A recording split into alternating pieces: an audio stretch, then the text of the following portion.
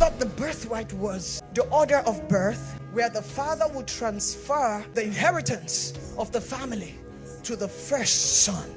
That's how they saw it.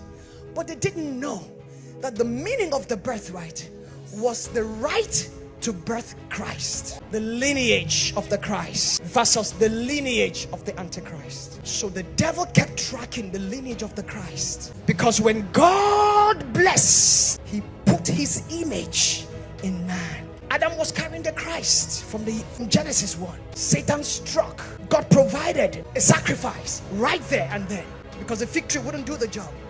Religion never can cover anybody. He had to provide the lamb.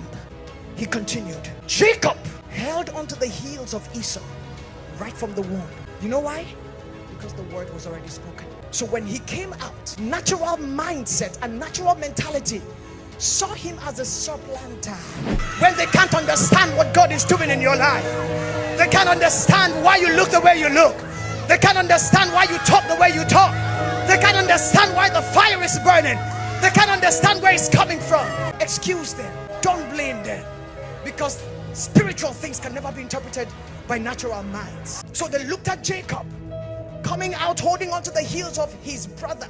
They didn't know that the prophetic word spoken over his mother was the word at work right from the womb, so that even in their fetus stage, the word was working. Mothers, speak to your children even before conception. Don't wait until they are 5. Don't wait until they are 9 months.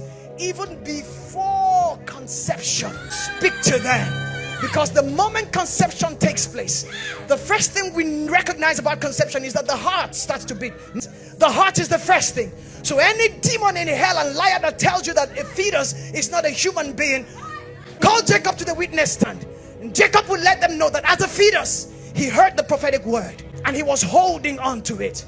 He wanted to be the first. He wanted to be the first, because the Jews understood birthright as the right of inheritance going to the first son. So the devil struck again, but he always comes too late. Whilst they were calling Jacob a supplanter, God was busy supplanting the devil by exchanging the blessing. So when Jacob, have you ever asked yourself, why would a young man tell his older brother, give me your birthright, simply because you are hungry? You are a hunter.